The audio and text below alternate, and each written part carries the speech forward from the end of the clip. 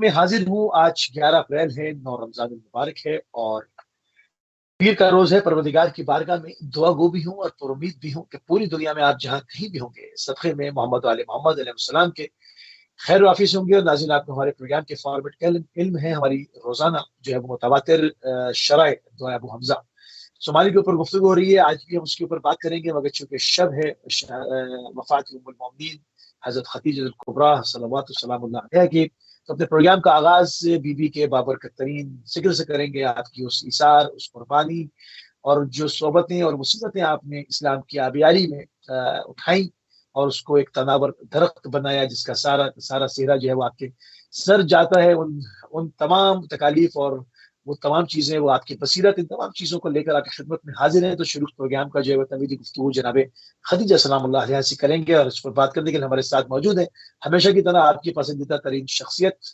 مولانا علی رضا جان کاظمی صاحب قم المقدسہ سے. آپ کو پروگرام میں خوش آمدید کہیں گے قبلہ، اور آپ کی خدمت میں سلام عرض کریں گے. علیکم السلام ورحمۃ اللہ وبرکاتہ. شکریہ.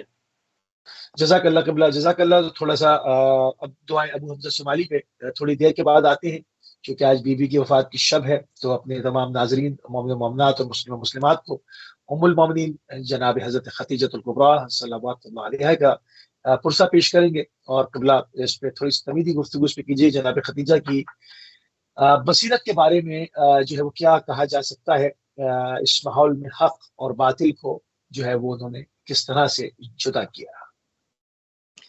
اعوذ باللہ من الشیطان اللعین الرجیم. بسم اللہ الرحمن الرحیم. الحمد للہ رب العالمین بارئ الخلائق اجمعین، وصلی اللہ علی سیدنا محمد وآلہ الطیبین الطاہرین المعصومین. رب اشرح لی صدری ویسر لی امری واحلل عقدۃ من لسانی یفقہوا قولی.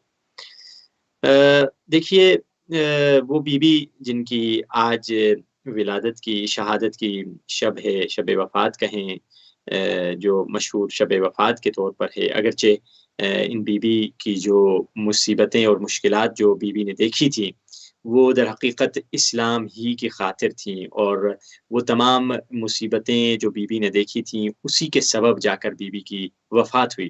بعض ایسے نام ہیں جو شہادت پہ مشہور نہیں ہیں، جیسے خود رسول اللہ کی دنیا سے رحلت ہونے کو رحلت کہا جاتا ہے، یا الگ لفظ استعمال کیا جاتا ہے، مگر اصل میں حقیقت میں وہ ایک شہادت تھی. تو اسی طرح بی بی نے بھی جو تکلیفیں دیکھیں، اور شب ابی طالب میں جو بی بی کی وفات ہوئی، تو رسول اللہ نے 2 اہم وفاتوں کے نتیجے میں اس سال کو عام الحزن کے نام سے اعلان کیا کہ یہ سال حزن اور غم کا سال ہے. اب آپ نے جس چیز کی طرف اشارہ دلایا، بصیرت، کہ دیکھیے انسان کے پاس اگر بصیرت نہ ہو، چاہے وہ کتنے ہی نیک کام کر دے، تو وہ کہیں نہیں پہنچ سکتا. اسی لیے فرمایا، جاہل عبادت کر رہا ہے پوری رات، اور ایک شخص یقین کے ساتھ سو رہا ہے، اس یقین کے ساتھ سونے والی کی نیند اس شک کے ساتھ عبادت کرنے والے کی نیند سے بہتر ہے، کیونکہ وہ بصیرت کے ساتھ کر رہا، وہ یقین کے ساتھ سو رہا ہے.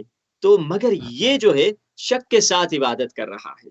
یعنی اسی لیے تو ہم کہتے ہیں کہ مولا علی کا وہ ایک ہی سونا تھا جس کو خدا نے خرید لیا، کیونکہ مولا شب ہجرت جو سوئے تھے وہ یقین کی منزل پہ سوئے تھے، اور علی تو اس یقین کی منزل پر فائز تھے کہ فرمایا، لو کشف الغطاء مزددت یقینا، اگر علی کے سامنے سے پردے ہٹا دیے جائیں، علی کے یقین میں کوئی اضافہ نہیں ہوگا، کیونکہ علی اور علی کے خدا کے درمیان کوئی پردہ موجود ہی نہیں ہے.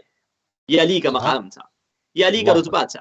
اب آئیے بی بی کا جو بصیرت کا مقام تھا وہ کیا ہے. دیکھیے قرآن میں اور حدیثوں میں بصیرت کا لفظ استعمال ہوا ہے، اور جیسے مولا خود حدیث میں فرماتے ہیں کہ 2 چیزیں ہیں، ایک بصر عربی میں ہے اور ایک بصیرت. بصر اور بصیرت میں کیا فرق ہے؟ بصر یعنی آئی سائٹ کو دیکھا کہا جاتا ہے، یعنی جو انسان آنکھوں سے دیکھتا ہے، آنکھوں کی نورانیت کو بصر کہا جاتا ہے.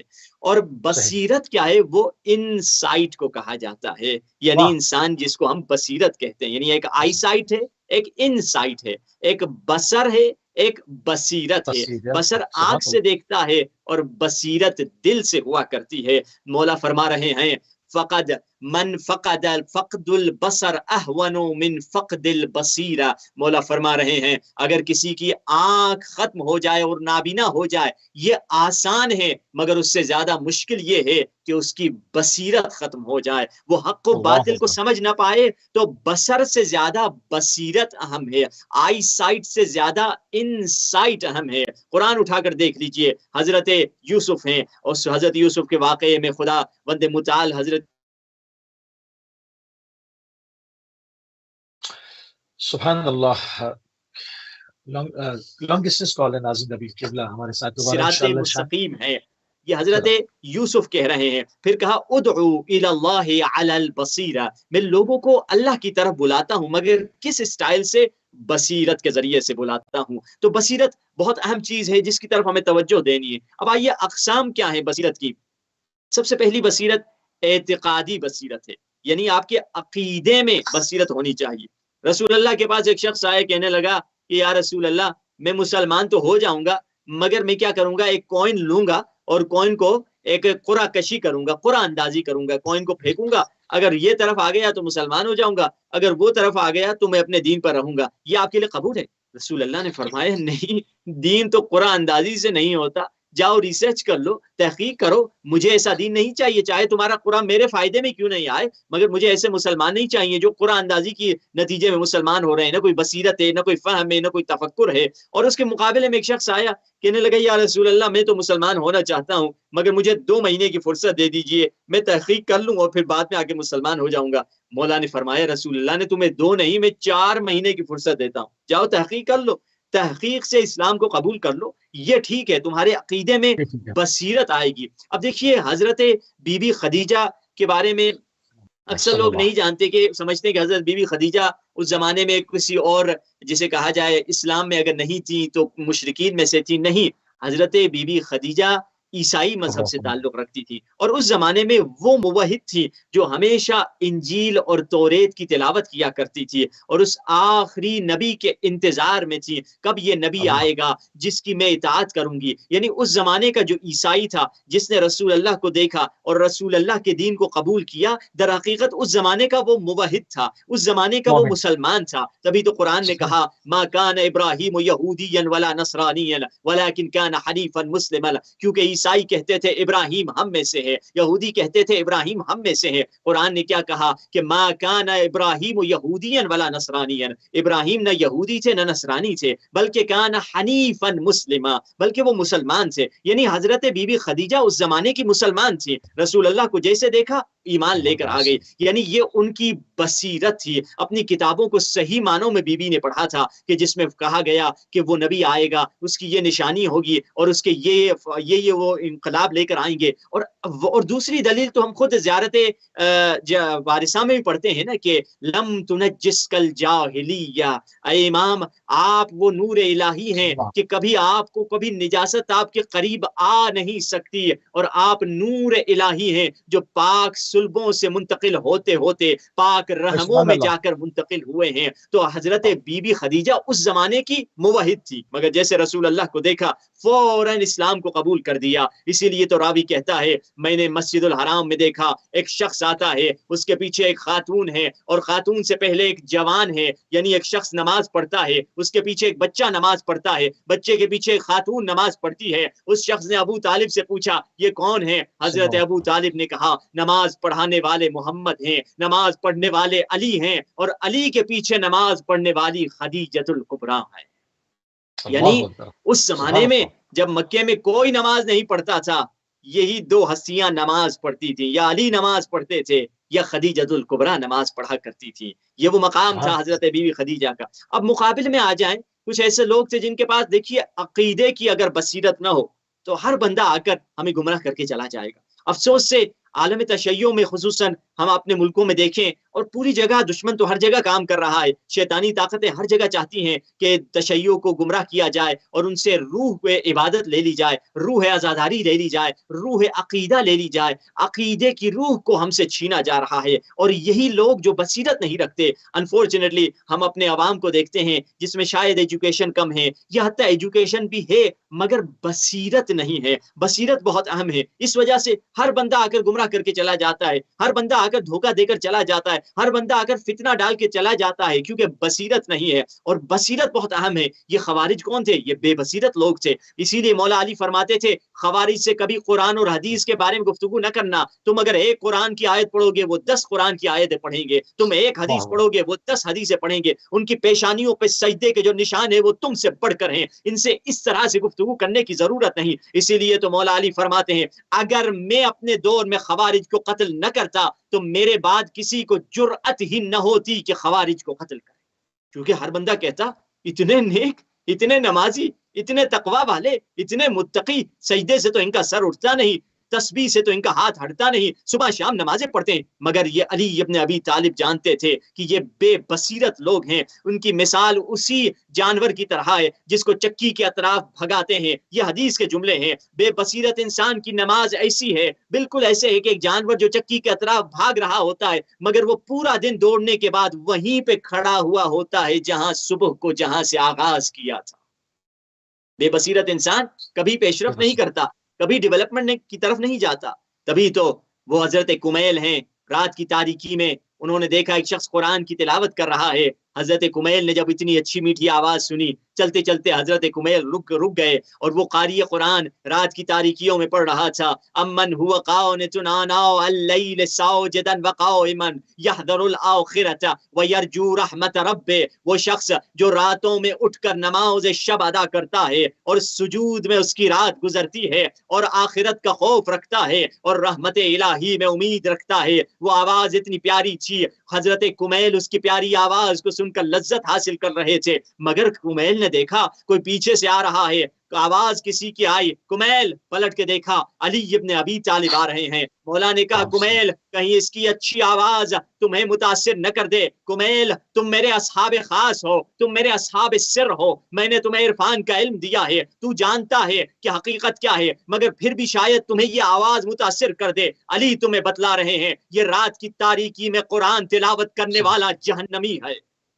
کمیل حیران کہ میں کیا کہوں مولا سے، مولا امام المتقین ہے، مولا جانتے ہیں خیر و شر، مولا لوگوں کا اینڈ جانتے ہیں، عاقبت جانتے ہیں۔ کمیل کہتے ہیں میں اس وقت خاموش ہو گیا، مہینے گزرے، ہفتے گزرے، جنگ صفین شروع ہوئی، 18 مہینے جنگ صفین چلتی رہی، جنگ صفین بھی ختم ہو گئی۔ ایک مرتبہ جنگ صفین کی انتہا میں ایک نیا دھڑا بن گیا جو علی کی فوج ہی کا پہلے حصہ تھا، جس کو خوارج کہا جاتا تھا۔ خوارج الگ ہو گئے اور علی کے مقابلے میں آ گئے، اور پھر جنگ نہروان شروع ہوئی۔ جنگ نہروان کی ابتدا میں علی نے سب کو بتلا دیا تھا کہ ہمارے 10 مریں گے، ان کے 10 بچیں گے، اور یہی ہوا، جنگ ختم ہو گئی اور علی دشمنوں کی لاشوں کے درمیان چل رہے تھے، پیچھے پیچھے کمیل چل رہے تھے۔ چلتے چلتے علی ایک لاش پر رک گئے اور سر جھکا کے ٹھوکر مار کے اس لاش کو یہی قرآن کی آیت کی تلاوت کی، امن هو قانت آناء اللیل ساجدا وقائما یحذر الآخرۃ ویرجو رحمت ربہ۔ کمیل کو فوراً یاد آیا اور آ کے دیکھا یہ اسی شخص کی لاش تھی جو رات کو قرآن پڑھ رہا تھا، اور علی نے کئی سال پہلے بتلایا تھا یہ جہنمی ہوگا۔ ایک مرتبہ کمیل علی کے قدموں سے لپٹ جاتے ہیں، یا علی آپ ہی لوگوں کے آغاز اور انجام کی خبر رکھتے ہیں، آپ ہی مظہر العجائب ہیں، آپ ہی ابو العجائب ہیں۔ علی کیا درس دینا چاہتے تھے؟ علی دینا درس یہ چاہتے تھے اگر تمہارے اندر بصیرت نہیں ہوگی تو تمہیں قرآن پڑھنے کے باوجود بھی جہنم نصیب ہوگی، نماز پڑھنے کے باوجود بھی جہنم نصیب ہوگی۔ کیا کربلا میں جو 72 کے سامنے آئے تھے کیا وہ نماز نہیں پڑھتے تھے؟ نہیں نماز پڑھتے تھے۔ کیا وہ قرآن نہیں پڑھتے تھے؟ ہاں وہ قرآن پڑھتے تھے۔ کیا وہ نیک لوگ نہیں تھے؟ ہاں ظاہراً وہ نیک لوگ تھے، مگر کیوں مولا کے مخالف ہو گئے؟ کیونکہ وہ صرف زبان سے قرآن پڑھتے تھے، وہ صرف عبادت کرتے تھے، ان کے دلوں میں بصیرت نہیں تھی۔ اگر بصیرت نہیں آئی تو انسان یاد رکھے، عقیدے میں اگر بصیرت نہیں آئے گی ہر انسان کو گمراہ کر سکتا ہے شیطان آگے۔ تو پہلی عقیدے کی جو بصیرت تھی، آپ دیکھیں گے حضرت بی بی خدیجہ نے کبھی کوئی اس طرح کا سوال نہیں کیا مولا سے، رسول اللہ سے، دیکھا حق یہی ہے، ٹھیک ہے یہ رسول اللہ ہیں، آپ آخری نبی ہیں، کبھی ضد نہیں کیا ارے نہیں ہمارا یہ فرقہ ہے، ہماری یہ کتاب ہے، ہم یہ مانیں گے، ہم وہ مانیں گے، نہیں، وہ بصیرت سے دین کو قبول کر رہی تھی۔ یہ نہیں کہا کہ ہمارے بینیفٹ کا کیا ہوگا، ہمارے منافع کا کیا ہوگا، ہماری دولت کا کیا ہوگا۔ انشاءاللہ آج اور کل اور بھی دیکھیں گے، بیوی نے نہ صرف کوشچن نہیں کیا، بلکہ ہر شے لٹا دی دین کی خاطر، ہر شے دے دی دین کی خاطر۔ یہ وہ بی بی تھی جس نے ایک مرتبہ، ایک مقام تھا وہ بی بی کا، جس کے ایسے ایسے سونا جواہرات بی بی کا جسے اونٹوں پر رکھا جاتا تھا، وہ بی بی کا مال تھا، وہ دولت تھی۔ مگر ایک دن ایسا آ گیا، وہی بی بی شاب ابی طالب میں پوری کھجور نہیں، کھجور کے ایک حصے کا پورا دن کھجور کے ایک حصے سے گزارا کیا کرتی تھی۔ یہ وہ بی بی تھی جس نے ہر شے دین کی خاطر، یہ بی بی کی بصیرت تھی۔ لوگوں نے تانے کم نہیں دیے تھے جب شادی ہوئی، کہا کیا کر رہی ہو خدیجہ، تو اتنے بڑے بڑے رشتے تمہارے پاس آتے تھے، اتنے مالدار لوگوں کے رشتے آئے، تو نے سب ٹھکرا دیے اور جا کر عبداللہ کے یتیم سے تو نے شادی کر دی ہے، اس کا نہ پیسہ ہے نہ دولت ہے نہ کیا ہے۔ اور پھر بی بی نے کیا کیا، حضرت ابو طالب سے کہہ دیا کہ آپ جا کر میری دولت میں سے لے کر جائیے، میرے پیسے میں سے لے کر جائیے اور رسول اللہ کے ہاتھوں سے مجھے دلوا دیجیے، یعنی میرا جو حق مہر رسول اللہ دیں گے، رسول اللہ کے پاس خود پیسے نہیں ہیں، آپ میری دولت لے لیں اور جا کے رسول اللہ کو دے دیں، تاکہ رسول اللہ اپنے ہاتھوں سے میرا حق مہر دیں، تاکہ بولنے والوں کی زبان بند ہو جائے۔ اللہ اکبر، یہ وہ مقام تھا بی بی کا، یہ وہ رتبہ تھا۔ بصیرت کی پہلی قسم بصیرت اعتقادی ہے، اخلاقی ہے، اور دوسری قسم کیا ہے بصیرت کی؟ بصیرت کی دوسری قسم ہے بصیرت اخلاقی۔ کبھی کبھار عقائد ٹھیک ہے انسان کے، مگر اس کے عقیدہ ٹھیک ہونے کے بعد دوسرا لیول بہت اہم ہے کہ آپ کا اخلاقی بصیرت کا کیا لیول ہے، کیا آپ اخلاقی اس لیول پر ہیں جیسا ہونا چاہیے، جیسے ہمیں مولا دیکھنا چاہتے ہیں۔ اسی لیے تو مولا فرماتے ہیں خوش نصیب ہے وہ انسان جو دوسروں کے عیبوں کو تلاش کرنے کے بجائے اپنے عیبوں کو تلاش کرے۔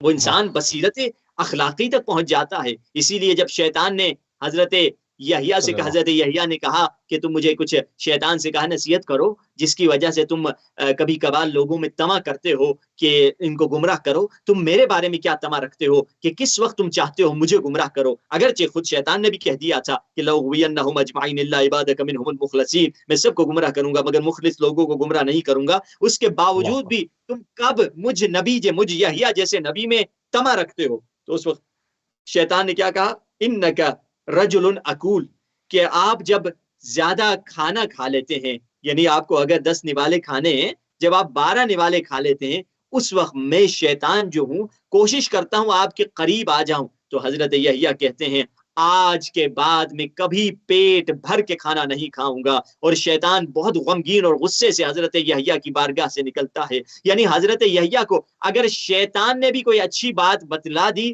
تو اس سے بھی سبق لیا، مگر ہم کیا، کسی نے ہم کو کہہ دیا ارے تو کوئی میرے سے پڑھا لکھا انسان ہے، تمہاری عمر کہاں میری عمر کہاں، میں مولانا صاحب ہوں تم جاہل ہو، یا میری عمر زیادہ ہے میری سفید داڑھی ہے تم مجھے کیا گائیڈ کر رہے ہو، تم کل کے آئے ہوئے بالکل صحیح بات ہے۔ آدم کو دیکھا تو شیطان نے حضرت آدم کے بارے میں تو یہی کہا تھا کہ میں تو پرانا ہوں، میں تو سینئر ہوں، میں کب سے یہاں پہنچا ہوا ہوں، میں تو 6000 سال سے عبادت کر رہا ہوں، یہ کل سے آنے والے لڑکے کون ہیں جن کے سامنے میں جھک لوں؟ تو شیطان کا ہی جملہ تھا۔ تو یعنی مومن وہ ہوتا ہے جو کیا کرتا ہے، ہمیشہ کوئی بھی موقع ملے انسان اپنی اخلاقی بصیرت کو بڑھاتا چلا جائے۔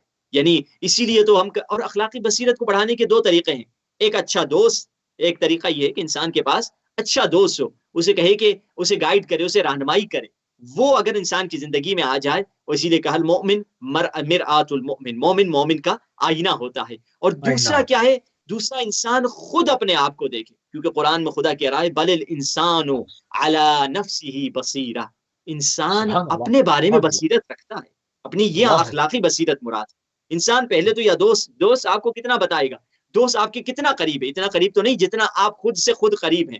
دوست آپ کی تنہائیوں میں تو نہیں آ سکتا، آپ کے تنہائی یعنی کیا، یعنی آپ کا روم میں تنہائی نہیں، آپ کے دماغ کی تنہائی میں تو کوئی دوست نہیں آ سکتا۔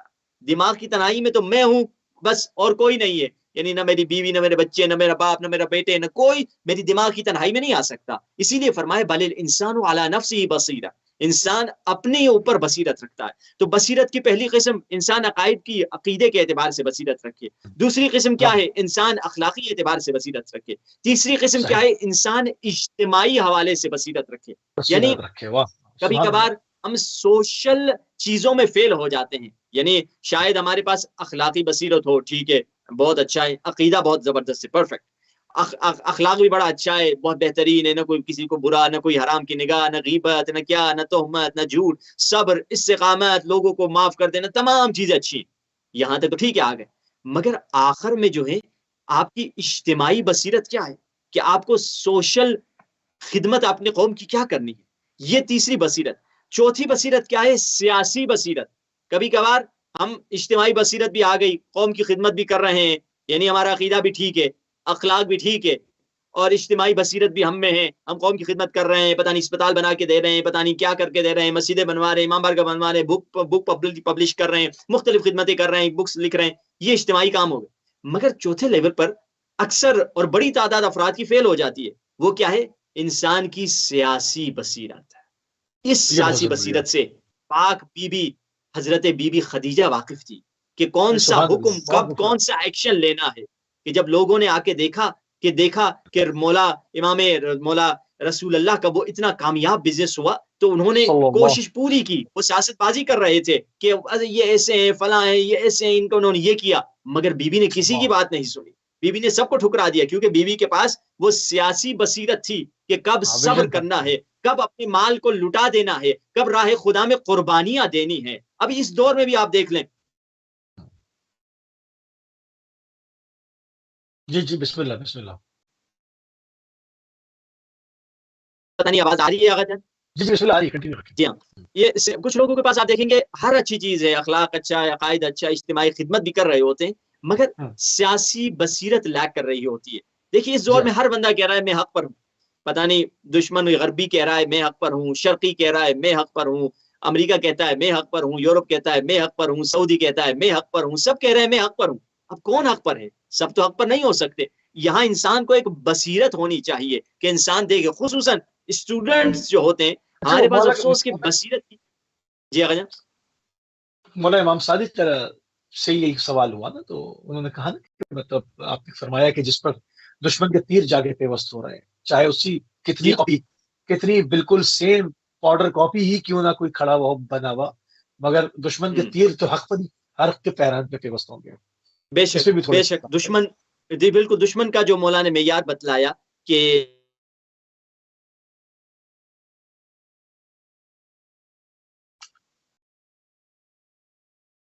لفظوں میں کہا جائے جو دشمن مولانا سے، اب اگر ہم کس کی میں سپورٹ کروں، اگرچہ وہ دونوں بھی اچھے خاص نہیں ہے، وہ بھی اچھا نہیں ہے، یہ بھی اچھا نہیں ہے، تو سو مولانا نے یہی کہا کہ دیکھ لو دشمن جس کا مخالف ہے تو اس کی طرف تم طرفداری کر دو، اس کو انہیں ایک طرح سے سپورٹ کر لو، اور یہ ایک مولانا نے ایک بصیرت کا ایک طریقہ بتلایا ہے۔ اب دیکھیے خصوصاً آپ سے خدمت عرض کروں گا، جو یوتھس ہیں، جو جوان ہیں یونیورسٹیز میں، اور خصوصاً رہبر معظم آیت اللہ خامنئی بھی اس پر بڑی تاکید کرتے ہیں، کہتے ہیں کہ یوتھس جو یونیورسٹی میں ہیں ان کو ایک دم ایسا نہیں کہ میں فزکس پڑھ رہا ہوں، مجھے کیا لینا دینا دنیا میں کیا ہو رہا ہے، میں تو اپنا ڈاکٹر بننا ہے، مجھے آخر پیسے کمانا ہے، مجھے آگے جانا ہے، میرا کیا لینا دینا فلسطین میں کیا ہو رہا ہے، میرا کیا لینا دینا بحرین میں کیا ہو رہا ہے، مجھے کیا تعلق یمن میں کیا ہو رہا ہے، مجھے کیا تعلق کہ آخری ہفتہ امام خمینی نے خود ڈے کا بنایا ہے۔ اگر کوئی اسٹوڈنٹ اس طرح کی مینٹلٹی رکھتا ہے کہ میں اپنی میڈیسن لے لوں، میں اپنا انجینئر بن جاؤں، میں آگے نکل جاؤں، باقی ہمارا کیا لینا دینا نہیں، جوان جو خصوصاً یونیورسٹی میں ہوتے ہیں،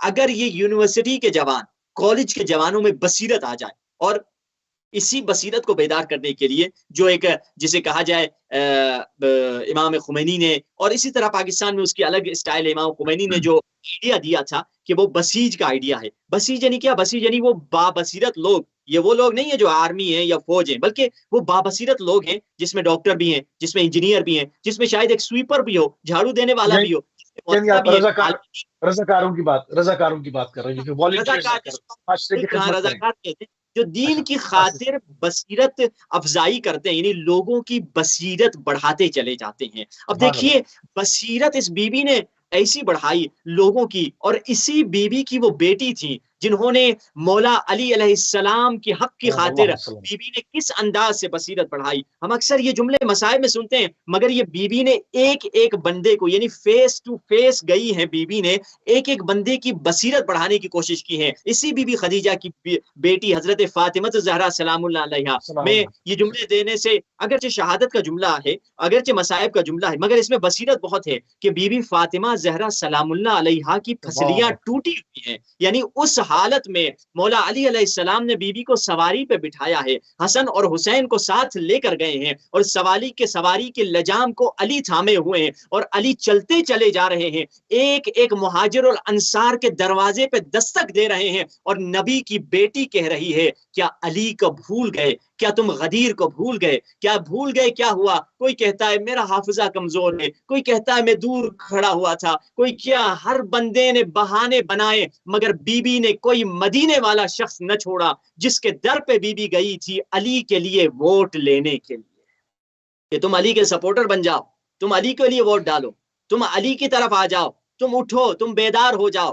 یہ بی بی بصیرت پھیلا رہی تھی، یعنی بصیرت اتنی اہم ہے، یہ نہیں کہ ارے قدس کا آخری ہفتہ ہے ہمارے سے کیا تعلق ہے، نہیں، یہ تمام عالم، ابھی قدس کا آخری ہفتے ہفتہ وحدت بھی ہے، آخری ہفتہ خصوصاً یونٹی کا ہفتہ ہے، شیعہ سنی کے لیے یونٹی ہے، اور خصوصاً آج کی جو شب ہے اس میں سب لوگ متفق ہیں، یعنی شیعہ سنی کی شب ہے آج، کہ ہم ام المسلمین بھی کہتے ہیں اس بی بی کو، ام المومنین بھی کہتے ہیں، بلکہ تشیع کے پاس ایک درہ امتیاز یہ ہے کہ حضرت، یہ جملے آیت اللہ سید علی خامنئی رہبر معظم کے ہیں، بی بی نے فرماتے ہیں، کہتے ہیں یہ بی بی صرف ام المومنین نہیں، صرف ام المسلمین نہیں، بلکہ ام المعصومین بھی ہے، معصوموں کی بی بی ماں بھی ہے، اور حضرت آیت اللہ خامنئی کہتے ہیں کہ اس بی بی نے بچپنے میں مولا علی کی بھی پرورش کی ہے، یعنی در حقیقت تمام اماموں کی ماں کا حق یہ بی بی رکھتی ہے، اور یہ بی بی ہے جو ام المومنین بھی ہے، ام المسلمین بھی ہے، اور ام المعصومین بھی یہ بی بی ہے، اس بی بی کا وہ مقام ہے۔ تو اب انسان کو بصیرت بڑھانی چاہیے، چاہے وہ آخری ہفتہ جو قدس کا ہفتہ آئے، خصوصاً جس میں اس دور میں فلسطین دیکھ لیں، یا آپ یمن کو دیکھ لیں، آپ بحرین کو دیکھ لیں، جہاں جہاں اہل بیت کے چاہنے والے ہیں، اگر ہم یہ چھوڑ دیں کہ میرا تعلق تو پاکستان کے حالات کافی خراب ہیں، میں اپنے پاکستان کے شیل میں بیٹھا رہوں، تو یہ بے بصیرتی ہے، یہ بے بصیرتی کی نشانی ہے۔ اور اگر ہم دیکھیں قرآن مجید، آگے بڑھیں، قرآن مجید میں اس بی بی کے بارے میں کیا فرمایا، دیکھیے وہ بی بی قرآن میں خدا خود کہہ رہا ہے، الف لام را کتاب انزلناہ الیک لتخرج للناس من الظلمات الی النور، الف لام را، اور یہ وہ کتاب ہے جسے ہم نے نازل کیا تاکہ لوگوں کو اندھیرے سے نور کی طرف لے جایا جائے، یعنی وہ جو ماحول تھا جہالت کا، وہ اندھیرے کا ماحول تھا، اور اس اندھیرے تاریک ماحول میں بی بی نے کیسی زندگی گزاری، روایت میں ملتا ہے وَكَانَتْ تُدْعَى فِي الْجَاهِلِيَّةِ، یہ جاہلی دور کا ذکر ہو رہا ہے، جاہلیت میں لوگ حضرت بی بی خدیجہ کو کس نام سے جانتے تھے، راوی کہتا ہے وَكَانَتْ تُدْعَى فی الجاہلیت بالطاہرہ لشدت عفہا، یہ بی بی تھی جہالت کے زمانے میں، جب کوئی پردہ نہیں کرتا تھا، ظاہراً کوئی دین پر عمل نہیں کرتا تھا، یہ بی بی اس زمانے میں بھی طاہرہ کہلاتی تھی شدت عفت کی وجہ سے، یہ بی بی وہ تھی شدت عفت کی وجہ سے۔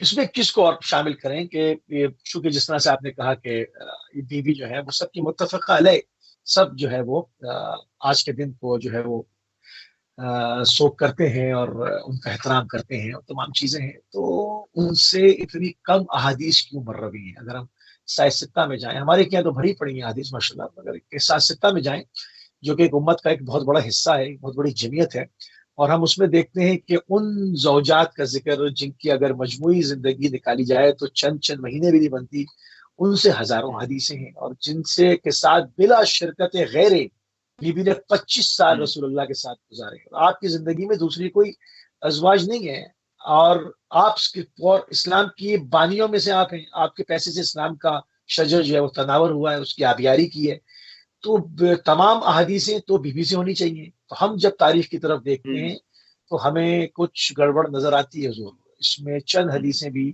بڑی مشکل سے ملتی ہیں، اس کی وجہ کیا ہے؟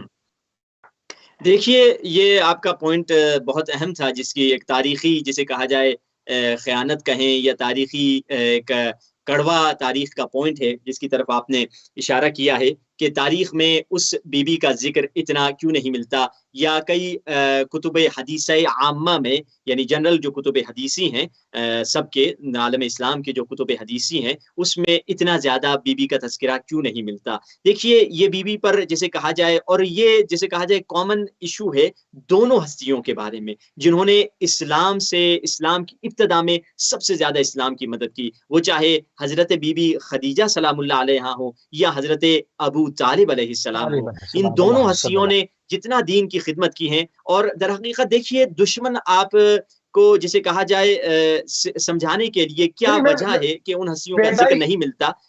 بیداری کے لیے بات کر رہے ہیں نا، مطلب کہ جناب ابو طالب اور جناب خدیجہ بانیان اسلام میں سے اول بالکل۔ اب جہاں دیکھیں جناب ابی ہریرہ سے، جناب ابو ہریرہ سے، مطلب جناب ابو ہریرہ مطلب زیادہ ہو گئے، جو بانیان اسلام ہے ان کا کوئی ذکر نہیں ہے۔ سوال رکھتے ہیں نا عالم اسلام کے سامنے۔ جی ہاں بالکل، ایک ویلڈ سوال ہے کہ جن ہستیوں نے سب سے زیادہ ابتدا میں دین کی خدمت کی، انہی ہستیوں کا ذکر سب سے کم کیوں ملتا ہے؟ اس کو اگر آپ نے سمجھنا ہے، یاد رکھیے دشمن جو ہوتا ہے سب سے ایک ہدف کو جب دشمن آ کر ٹارگیٹ کرنا چاہتا ہے تو پہلے دیکھتا ہے کہ اس کا دشمن کون ہے۔ دشمن کا جس سے دشمنی ہے وہ اسلام ہے اور رسول اللہ ہے۔ اچھا ٹھیک ہے، ان سے دشمنی ہے، مگر ان کو حفاظت کون دے رہا ہے، ان کی پرورش کون کر رہا ہے، ان کو مالی امداد کون دے رہا ہے؟ تو دیکھا کہ سب سے زیادہ حفاظت جس نے دین کی وہ حضرت ابو طالب کی۔ آپ کو ایسی مثال دے دوں کہ جب کسی شخص کو، کسی بڑی شخصیت کو ٹارگٹ کرنا ہوتا ہے کہ ان کو ہم نے مرڈر کرنا ہے یا ان کا قتل کرنا ہے، تو سب سے پہلے کیا کیا جاتا ہے؟ ان کے باڈی گارڈز کو قتل کر دیا جاتا ہے، ان کے محافظ کو قتل کر دیا جاتا ہے، ان تک سپلائی لائن کو بند کر دیا جاتا ہے، کون ان تک پیسے پہنچا رہا ہے، کون ان کی حفاظت کر رہا ہے، کون ان کا محافظ ہے۔ تو جب رسول اللہ پر نظر ڈالی دشمن نے، دیکھا ان کے محافظ حضرت ابو طالب ہیں، اور ان کی جو مالی امداد کر رہی ہیں اور اسپریچول بھی امداد جو بی بی کر رہی ہیں وہ حضرت بی بی خدیجہ ہیں۔ تو اسی لیے دشمن کے در حقیقت سینے میں وہ بغض اور کینہ رہ گیا جو حضرت ابو طالب کا تھا، اور یہی کینہ آخر بڑھتا چلا گیا۔ مولا علی کی طرف بھی جو دشمنی تھی وہ اسی لیے تھی کہ علی وہ تھے جو محافظ رسول اللہ تھے، اور کربلا میں بھی جو دشمنی تھی وہ یہی بی بی کی دشمنی تھی۔ اسی لیے تو امام حسین جب کربلا میں آتے ہیں، امام حسین اپنا نام کس نام سے تعارف کرواتے ہیں؟ اسی نام سے تعارف کرواتے ہیں، انا ابن خدیجۃ الکبریٰ، اے خدیجہ کی دشمنی اپنے اور اسلام کو تمہارے گھروں تک پہنچایا۔ اچھا یہاں پر یعنی جو جناب خدیجہ کبریٰ سلام اللہ علیہ کا دشمن ہے، تب ظاہراً تو نہیں کر پا رہے نا، مطلب رسول اللہ کی دشمنی نہیں کر پا رہے، کلمہ بھی پڑھ لیا، اسلام میں داخل بھی ہو گئے، اپنے چہرے پہ ایک نقاب ڈال دیے، مگر اب کیا کریں؟ رسول کی تو دشمنی کر نہیں سکتے، جناب ابو طالب کے اوپر تہمت، جناب ابو طالب کے ایمان پہ حملہ، جناب خدیجہ کا ذکر ہی نہیں۔ تو کیا اس سے ثابت نہیں ہوتا کہ ان افراد نے جو جناب ابو طالب کے دشمن ہیں، یہ آج بھی دین ابو لہب کے اوپر ہیں، دین ابو جہل کے اوپر ہیں؟ یہ نام رسول اللہ کا لے رہے ہیں مگر یہ کلمہ ابو جہل اور ابو لہب کا پڑھ رہے ہیں، یہ تو ثابت ہے نا اس سے۔ جی دیکھیے، نفاق تو جسے کہا جائے آتا ہی اسلامی معاشرے میں پیدا، یعنی کفر کے معاشرے میں نفاق پیدا نہیں ہوتا، یعنی عالم اسلام سے پہلے نفاق کا کانسیپٹ ہی نہیں تھا نا۔ جب اسلام آیا تو ایک نئی چیز پیدا ہوئی جس کو کہا جائے نفاق، جو ظاہراً آپ کی بات میں ہاں ملاتا ہے اور دل میں وہ آپ کے ساتھ نہیں ہے۔ تو نفاق کا سلسلہ، اور قرآن میں دیکھیے سورہ کافرون اٹھا کر دیکھ لیجئے، آپ کو بھی یاد ہوگی، ہمیں بھی یاد ہوگی، بسم اللہ الرحمن الرحیم، قل یا ایھا الکافرون، یہ 4 قل میں سے ہر بچے کو یاد ہوتی ہے۔ وہ کتنی ہے؟ 2 یا 3 لائنوں کی سورہ ہے سورہ کافرون۔ اور سورہ منافقون کتنی بڑی ہے؟ اتنی بڑی سورہ۔ خدایا کافر تو زیادہ خطرناک ہیں، مگر خدا نے اس سورے کے انداز سے بتلا دیا ہمیں کہ کافر اتنا خطرناک نہیں ہے جتنا منافق خطرناک ہے۔ بے شک ایسے یہ منافق جڑوں میں گھس جاتا ہے، منافق ہیلے بناتا ہے، منافق ایک اسلامی لبادے اور کے ساتھ بصیرت آتا کے ہے۔ ساتھ دیکھیں، منافق ہی وہی ہے جو زیادہ خطرناک ہے، اور عالم اسلام میں ابتدا سے یہی رہا ہے، اور اس دور میں بھی آپ دیکھیں گے جو لوگ منافق ہیں سامنے مسلمان نظر آتے ہیں مگر وہی کام کرتے ہیں، وہی ایکشن لیتے ہیں، وہی ایٹیٹیوڈ ان کا ہوتا ہے جو دشمن چاہتا ہے، جو ظالم چاہتا ہے، جو فرعون چاہتا ہے، جو حکمران اور طاقتور حکومتیں چاہتے ہیں، وہی کام وہ کر رہے ہوتے ہیں، کیونکہ ان کے اندر نفاق بھرا ہوا ہے۔ تو اب دیکھیے میں چاہوں گا کہ آگے بڑھیں کہ یہ بی بی جس بی بی نے جگہ جگہ کس انداز سے دین کی خدمت کی، جو ہم قرآن مجید میں سے کی طرف چلتے ہیں کہ جہاں پہ ایک بڑا جسے کہا جائے طویل آرٹیکل بھی ایک کسی ہمارے استاد نے لکھا تھا، جس میں لکھا تھا کہ حضرت بی بی خدیجہ قرآن میں، کہ کہاں کہاں حضرت بی بی خدیجہ کا ذکر قرآن میں۔ آپ نے کہا کہ بھائی کتابوں میں ذکر نہیں، کتابوں کو عام کتابیں حدیثیں تو ضعیف ہو سکتی ہیں، قوی ہو سکتی ہیں، مگر قرآن تو ضعیف قوی نہیں ہو سکتا، قرآن تو ساری آیت مستند ہے۔ اب آئیے خود قرآن میں کہاں بی بی کا ذکر ہے؟ بسم اللہ الرحمن الرحیم، والضحیٰ واللیل اذا سجا، ما ودعک ربک وما قلی، وللآخرة خیر لک من الأولى ولسوف يعطيك ربك فترضى ألم يجدك يتيما فآوى ووجدك ضا ووجدك عائلا فأغنى۔ اگلا جملہ کیا ہے؟ ووجدك عائلا فأغنى۔ خدا کہہ رہا ہے قرآن میں قسم روشنی کی، قسم تاریکی کی، قسم دن کی، قسم رات کی، قسم سیاہی کی، قسم سفیدی کی، ما ودعك ربك۔ سبحان اللہ بھائی، سبحان اللہ، بہت ہی خوبصورت جو ہے گفتگو کا سلسلہ جو ہے ناظرین جاری و ساری ہے، سے گفتگو کر رہا ہے کہ حبیب ہم نے تجھے اکیلا نہیں چھوڑا۔ پھر آگے جملہ کیا ہے؟ وَوَجَدَكَ عَائِلًا فَأَغْنَى، حبیب ہم نے تجھے غریب پایا تو ہم نے تجھے غنی بنا دیا، ہم نے تجھے بے ثروت پایا، ہم نے دیکھا تمہارے پاس دنیاوی مال نہیں ہے تو ہم نے تجھے غنی بنا دیا۔ عجیب بات ہے، خدا نے اس غنا کی نسبت اپنی طرف دی ہے۔ آپ دیکھیے مفسرین کہتے ہیں خدا کبھی کسی معمولی انسان کے فعل کو اپنی طرف نسبت نہیں دیتا۔ خدا نے موسیٰ سے کیا کہا؟ موسیٰ تمہیں فرعون نے پالا ہے، تمہاری پرورش فرعون نے کی ہے، اپنی طرف اللہ نے نسبت نہیں دی۔ مگر جب حضرت عیسیٰ نے لوگوں کو ہدایت کے لیے بھیجا تو قرآن میں سورہ یاسین میں آواز آئی، اذ ارسلنا الیہم اثنین فکذبوہما فعززنا بثالث، ہم نے دو لوگ بھیجے، انہوں نے دونوں کو جھٹلا دیا، پھر ہم نے تیسرا انسان بھیجا۔ یہ بھیجنے والا خدا نہیں تھا، بھیجنے والے حضرت عیسیٰ تھے، مگر حضرت عیسیٰ کے فعل کو خدا نے اپنی طرف نسبت دیا ہے۔ رسول اللہ نے دشمنوں کے سامنے کنکر پھینکے، خدا نے کہا وما رمیت اذ رمیت ولکن اللہ رمی، حبیب یہ کنکر آپ نے نہیں پھینکے، یہ ہم نے پھینکے ہیں۔ یعنی خدا کبھی بھی کسی کافر کے فعل کو اپنی طرف نسبت نہیں دیتا، کسی معمولی انسان کے فعل کو اپنی طرف نسبت نہیں دیتا۔ خدا یا تو نبی کے فعل کو اپنی طرف نسبت دیتا ہے، یا تو ولی کے فعل کو اپنی طرف نسبت دیتا ہے، یا تو معصوم کے فعل کو اپنی طرف نسبت دیتا ہے۔ اسی لیے تو ہم کہتے ہیں، لوگ کہتے ہیں کہ حضرت خدیجہ کا امپورٹنٹ رول نہیں تھا، ہم کہیں گے حضرت خدیجہ کے مقام اور رتبے کے لیے یہی کافی ہے۔ جس بی بی کا تم ذکر سننا نہیں چاہتے، خدا قرآن میں اس بی بی کے فعل کو اپنی طرف نسبت دے کر بتلا رہا ہے۔ یہ بی بی کوئی معمولی بی بی نہیں، یہ بی بی مقام عصمت پر فائز ہے، یہ بی بی بھی معصومہ ہے، یہ بی بی بھی مقام عصمت پر فائز ہے۔ جو دشمنی بی بی سے ہے، وہ جو چیزیں نظر آتی ہیں، جناب خدیجہ نے کیا بگاڑا کسی کا؟ جو نظر آتا ہے کہ جناب خدیجہ سے جو احادیثیں شامل نہیں کی گئی، ان سے تعصب بڑھتا گیا، ان سے دشمنی بڑھتی گئی، ان کے فضائل بیان نہیں ہوتے۔ جہاں پر ازواج کا ذکر آتا ہے وہاں پر اور شخصیات کے فضائل بڑے جو ہے وہ تمکنت سے بیان ہوتے ہیں، مگر بی بی کا ذکر کہیں کہیں پر جو ہے وہ خانہ پوری کے لیے کیا جاتا ہے، اس طرح سے نہیں کیا جاتا جس طرح رسول اللہ صلی اللہ علیہ وسلم آپ کی وفات کے بعد تک زندگی بھر آپ کو یاد کرتے رہے۔